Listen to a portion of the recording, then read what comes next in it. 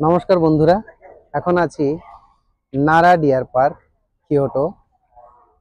তো এটা deer park বলতে যেমন পার্কের মধ্যে আটকানো যেমন হরিণগুলো থাকে তেমন একদমই নয়।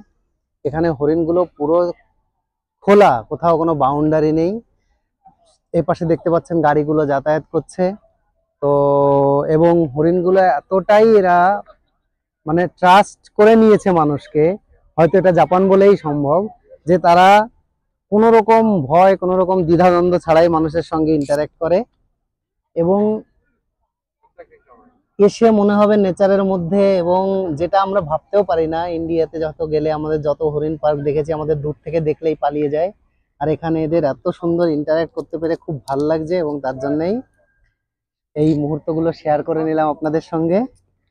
তো এখানে হরিণগুলো বিশ্রাম নিতে পারে। এই যে দেখতে পাচ্ছেন এখান থেকে ধোয়ার মতো করে জলগুলো বেরিয়ে এসছে, কারণ এখন বেশ গরম। তো হরিণগুলো এখানে বিশ্রাম নেওয়ার জন্য আসে, এবং ওদিকেও প্রচুর হরিণ ঘুরে বেড়াচ্ছে এবং মানুষের সঙ্গে ইন্টারঅ্যাক্ট করছে। তো বন্ধুরা, এই ভিডিওতে যেটুকু আমরা দেখতে পাচ্ছি, দেখুন কত হরিণগুলো আছে এবং তাদের সাথে যেভাবে ইন্টারঅ্যাক্ট করুন, কোনো অসুবিধা নেই। তারাও খুব সুন্দরভাবে তাতে সাড়া দেয়।